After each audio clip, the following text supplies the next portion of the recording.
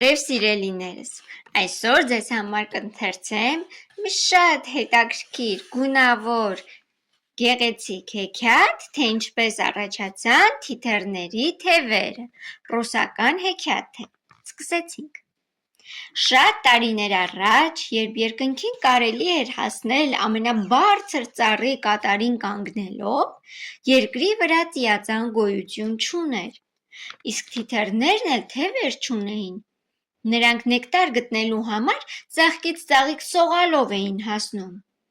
Այդ ժամանակ ապրում էր մի չար կախարդ, նա ցանկանում էր հավաքել ու իր ամրոցում պահել ամենաարժեքավոր ու գեղեցիկ իրերը։ Նա արդեն ոսկու և թանկարժեք քարերի սարեր ուներ, սակայն դրանք իրեն քիչ էին թվում, և նա հավաքեց ու իր ամրոցի սնդուկներից մեկում պահեց երկրի բոլոր անձրևաբեր ամպերն ու գույները։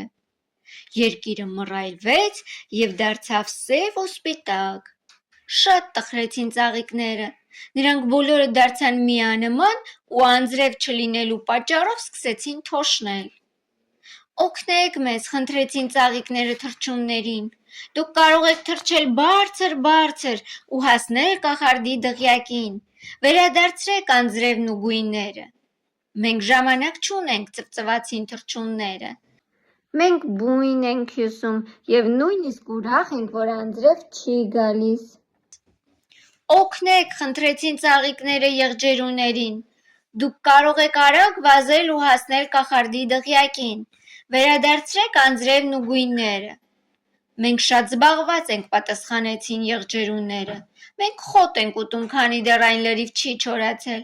իսկ թե այն ինչ գույն ունի, մեզ համար միևնույն է»։ Ոչ ոք չցանկացավ օգնել ծաղիկներին,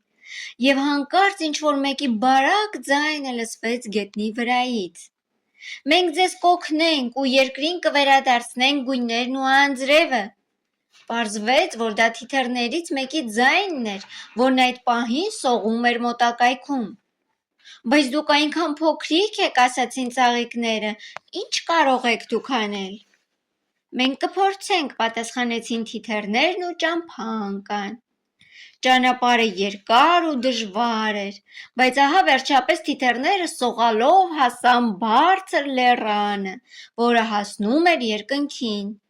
իսկ լեռան կատարին էլ հենց գտնվում էր չար կախարդի դղյակը։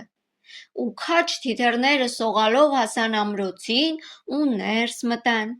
Նրանք գանձերի կույտեր գտան, բայց այնտեղ չգտան այն, ինչ փնտրում էին։ Իսկ հետո թիթեռները տեսան մեծ կողպեքով փակված հսկա սնդուկը։ Սնդուկի մոտ քնած էր կախարդը, իսկ կողպեքի բանալին նա պահել էր բերանում։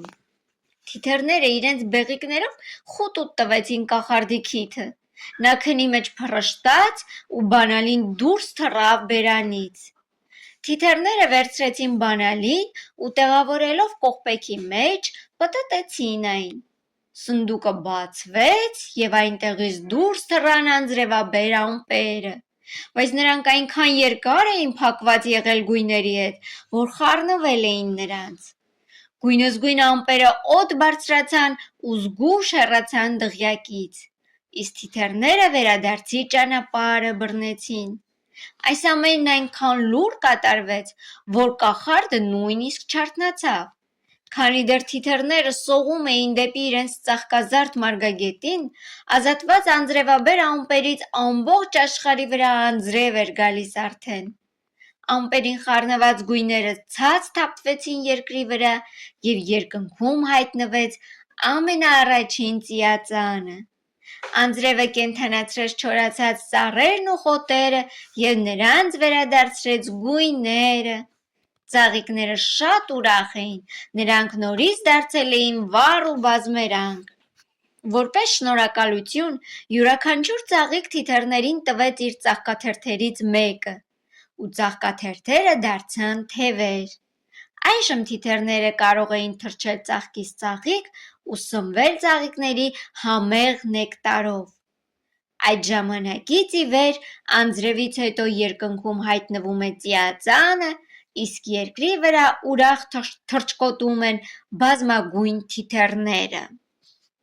Ահա եւ վերջ սիրելիներս, եղեք բարի եւ օգնեք նրանց, ովքեր ունեն ձեր կարիքը։